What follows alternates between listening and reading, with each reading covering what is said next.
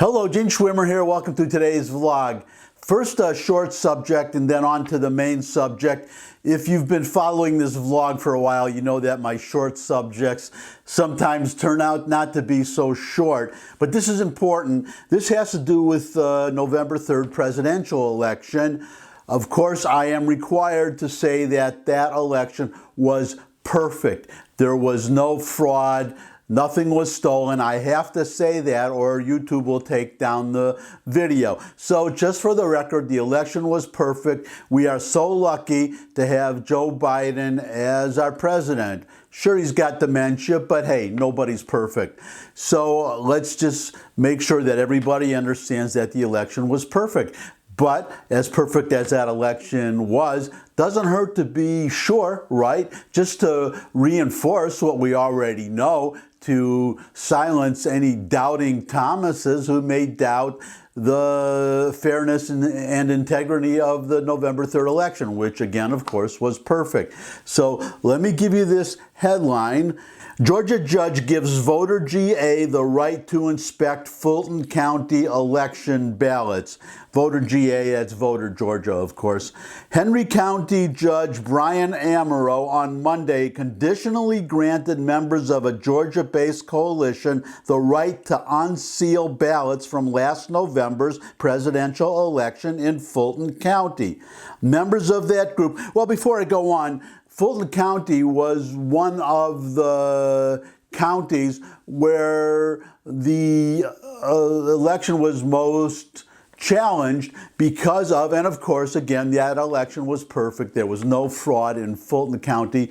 But there were, you may remember if you followed it, was the State Farm Arena. That's where it was, the State Farm Arena. This video of, well, first of all, notice of a water leak that was not a water leak, or not so serious that all the poll watchers had to be evacuated, even though those poll watchers weren't able to see anything when they were there from where they were forced to stand to monitor the counting of votes of this perfect election, leading to the election of Joe Biden, for whom we are so fortunate. But the video, if you remember that video, well, all the poll watchers were shooed out. They were told that the counting was going to stop for the night. This water leak turned out just to be a minor toilet leak. As soon as the poll watchers were gone, the workers stayed behind and started or continued counting ballots with no poll watchers, which of course is irrelevant because it was a perfect election. Those ballots, people have been wanting to see those ballots, and the Fulton County election officials were resisting turning over the ballots. So that's what this story is all about, that these ballots will now be turned over to Voter GA, Voting Integrity Watchdog Group. I guess that's how I would call them. Members of that group, Voter GA, may now inspect those ballots for evidence of voter fraud, which again, of course, will not be found because the election was perfect. Amaro's decision, nevertheless, quote, is almost unprecedented in Georgia history, unquote, said Voter GA spokesman Garland Favorito. The Georgia Star News asked Favorito if he and his hundreds of volunteers might find enough evidence of voter fraud in Fulton County to tip the Georgia election in favor of former U.S. President Donald Trump.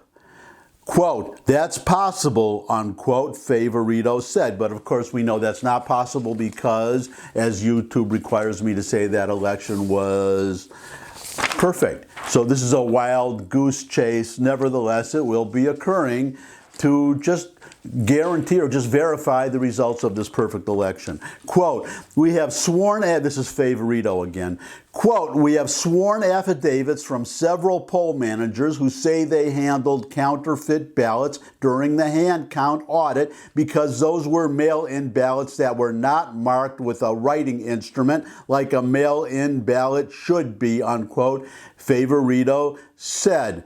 Quote, and they appeared to be on suspicious paper stock, unquote. But again, it's a question of, well, as Groucho Marx said, who are you going to believe, me or your eyes? So we believe YouTube, of course, that the election was perfect. These people who say they saw what they saw, they didn't see it. Under the conditional grant, voter GA members must remain silent about their findings until they present them in court, Favorito said. As the Star News reported last month, the Fulton County Registration and Elections Board fired its elections director, Richard Barron. Barron had served in the role since 2013.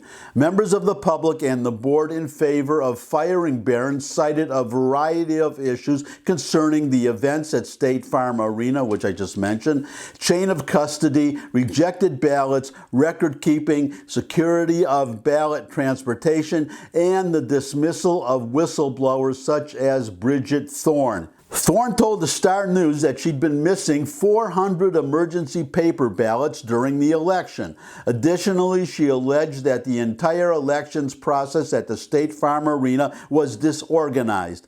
She testified she'd witnessed test ballots indistinguishable from live ballots, unsupervised and disheveled ballot stacks, and suspect conduct by American Liberties Union ACLU members who'd allegedly used personal laptops to access the voter roll database while serving as absentee ballot, quote, clerks, unquote. At that time, Thorne noted that no election officials had informed her the rationale for her dismissal. But obviously, we know the rationale for her dismissal because, as YouTube said, the election was perfect. So all these things that she's alleging never happened. What she said she saw, she never saw. She's just a doggone liar because that's what YouTube said. So YouTube says the election was perfect. So let's stipulate once again, the election was perfect.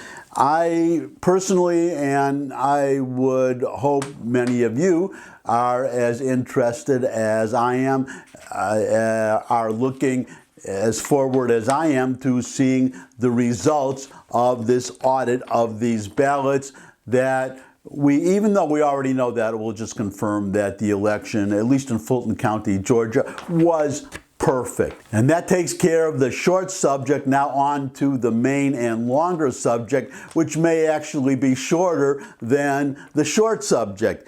This is about nuking the filibuster. Many Democrats are calling for the Democrats in the Senate to get rid of the filibuster because the filibuster, except when the Democrats resort to reconciliation, as they just did to pass the $1.9 trillion pork bill, of which, to be fair, 8%, just 8%, but 8% actually has to do with the COVID relief that this bill is supposed to be for. That had to be passed through reconciliation. Now they want to do a giant infrastructure project, and there are other things that the Biden administration wants to do, or actually his controllers, his minders, his keepers, whatever you want to call them, the people who just stand them up in front of the camera and type the stuff in the teleprompter for this man who unfortunately is suffering from dementia to read. The filibuster is a major roadblock to the Democrats being able to enact their agenda. And plus, they know that they only have 2 years, now actually a couple months shy of 2 years, to push through, ram through whatever they want to get done, because it looks increasingly likely that the Republicans will take over the House and the Senate, and then that will just stop the Biden agenda dead. So there are all these calls to nuke the filibuster. Well, Mitch McConnell went to the floor of the Senate and he read the Democrats the Riot Act on what will happen if they actually nuke the filibuster. So I'm going to go right to McConnell. Then near the end, probably the last third or so, we get to the really important part, and I'm going to jump in just to tell you that this is the important part and you really need to pay attention to what he says next. If for no other reason, he's doing what, or will be announcing in that last part of the video, what I had been urging the Republicans to do, and now McConnell is doing it. So it's going to be a little bit of tooting my own horn, but enough of me tooting and talking. Here is McConnell. Senate Democrats who are pressuring our colleagues from Arizona and West Virginia to reverse themselves are not just arguing for some procedural tweak, not a procedural tweak. They're arguing for a radically less stable and less consensus-driven system of government. Forget about enduring laws with broad support. Nothing in federal law would ever be settled. Does anyone really believe the American people were voting for an entirely new system of government by electing Joe Biden to the White House and a 50-50 Senate? This is a 50-50 Senate. There was no mandate to completely transform America by the American people on November 3rd. That may be what a few liberal activists want, but does anyone believe that millions of Americans thought that's what they were electing? Of course not. There's an ironic element to this whole conversation. Some Democratic senators seem to imagine this would be a tidy trade-off. If they could just break the rules on a razor-thin majority, sure, it might damage the institution, but then nothing would stand between them and their entire agenda, a new era of fast-track policymaking. But, Mr. President, anyone who really knows the Senate knows that's not what would happen. So let me say this very clearly for all 99 of my colleagues. Nobody serving in this chamber can even begin to imagine what a completely scorched earth Senate would look like. None of us have served 1 minute in a Senate that was completely drained of comedy and consent. This is an institution that requires unanimous consent to turn the lights on before noon, to proceed with a garden variety floor speech, to dispense with the reading of lengthy legislative text, to schedule committee business, to move even non-controversial nominees at anything besides a snail's pace. So, Mr. President, I want our colleagues to imagine a world where every single task, every one of them, requires a physical quorum, which, by the way, the Vice President does not count in determining a quorum. Everything that Democrat Senates did to Presidents Bush and Trump, everything the Republican Senate did to President Obama, would be child's play compared to the disaster that Democrats would create for their own priorities if they break the Senate. So this is not a trade-off between trampling etiquette but then getting to quickly transform the country. That's a false choice. Even the most basic aspects of our colleagues' agenda, the most mundane task of the Biden presidency, would actually be harder, not easier, for Democrats in a post-nuclear Senate that is 50-50, dead even. If the Democrats break the rules to kill Rule 22 on a 50-50 basis, then we will use every other rule to make tens of millions of Americans' voices heard. Perhaps the majority would come after the other rules next. Perhaps Rule 22 would just be the first domino of many, until the Senate ceased to be distinct from the House in any respect. This chaos would not open up an express lane to liberal change. It would not open up an express lane for the Biden presidency to speed into the history books. The Senate would be more like a 100-car pileup, nothing moving. And now I'm going to jump in. This is the important part coming up, the part that I think you really need to pay attention to. And even more important, the Democrats need to pay attention to, especially the senatorial Democrats who are thinking of nuking the filibuster. They may want to think twice. Back to McConnell. And then there's the small matter that majorities are actually never permanent. The last time a Democratic leader was trying to start a nuclear exchange, I remember offering a warning. I said my colleagues would regret it a lot sooner than they thought. And just a few years and a few Supreme Court vacancies later, many of our Democratic colleagues said publicly that they did. Touching the hot stove again would yield the same result, but even more dramatic. As soon as Republicans wound up back in the saddle, we wouldn't just erase every liberal change that hurt the country. We'd strengthen America with all kinds of conservative policies with zero input from the other side. How about this? Nationwide right to work for working Americans. Defunding Planned Parenthood in sanctuary cities on day one. A whole new era of domestic energy production. Sweeping new protections for conscience and the right to life of the unborn. Concealed carry reciprocity in all 50 states and the District of Columbia. Massive hardening of security on our southern border. We saw during amendment votes just days ago that some common sense Republican positions actually enjoy more support right now than some of the Democratic committee chairs' priorities. And this is with them in the majority.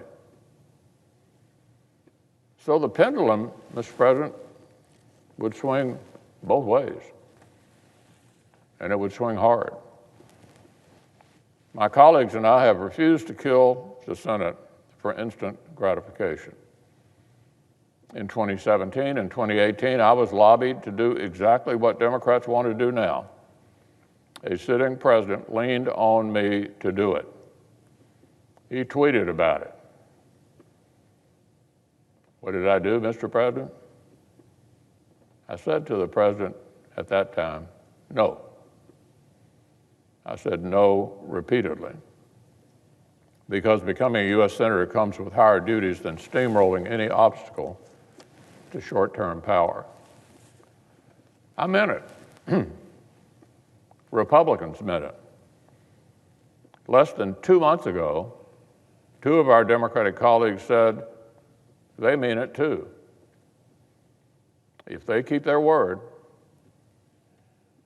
we have a bipartisan majority that can put principle first and keep the Senate safe. And that is what I was urging the Republicans to do, to remind first the Democrats of what happened when they got rid of the judicial filibuster for all federal positions below the Supreme Court. That left an opening for McConnell to nuke the filibuster for Supreme Court nominees. McConnell, as you just heard him say in that video, he told the Democrats at the time, he warned them that if they went through with nuking the judicial filibuster, they would regret it, and sooner than they would think. That is exactly what happened. Now he's warning them again, and he gave some specifics of what Republicans would do. That was the important part, that list that you just heard that he gave of what the Republicans would do if or when, because inevitably it would happen, when they once again control both houses of Congress and the White House, and there is no more filibuster. If there is no more filibuster, he warned them.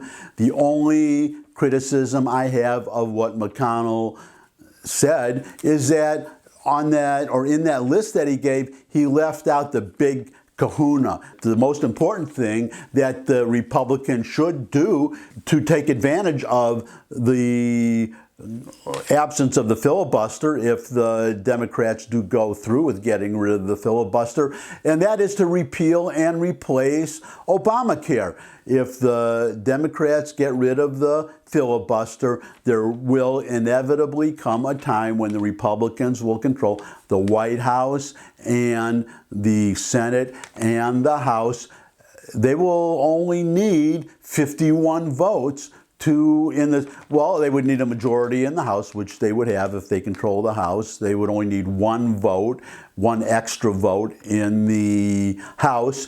And in the Senate, they would only need one extra vote. They would need only 51 votes to completely toss into the ash heap of history, toss out Obamacare, replace it with a much better health bill based on free choice and competition. So Democrats better think twice. I mean, my fervent prayer is that someday that we'll keep the filibuster, and someday the Republicans will have a House majority, Republican president, and the 60 votes needed in the Senate to overcome a filibuster.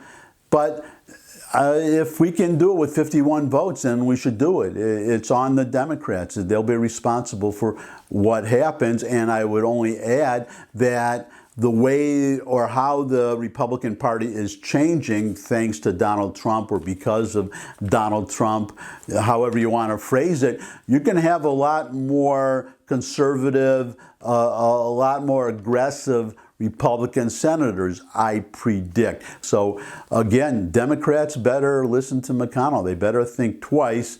Time will tell. Let's see what happens. And in the meantime, if you could give me a thumbs up if you like this video, that would really be great. If you could share it with anybody you think would also like it, that would really be great. You could put questions, suggestions for future topics, and of course comments in the comments section below the video. You could subscribe. I love getting subscribers. You could visit my music channel and my cooking channel, and I'm actually thinking of doing another channel. I'll let you know if I do it, and the links to those channels are in the description. But most of all, I really appreciate the time that you spend with me. I hope I'll see all of you come back to spend more time with me. I look forward to seeing you all again. And until I do see all of you again, bye.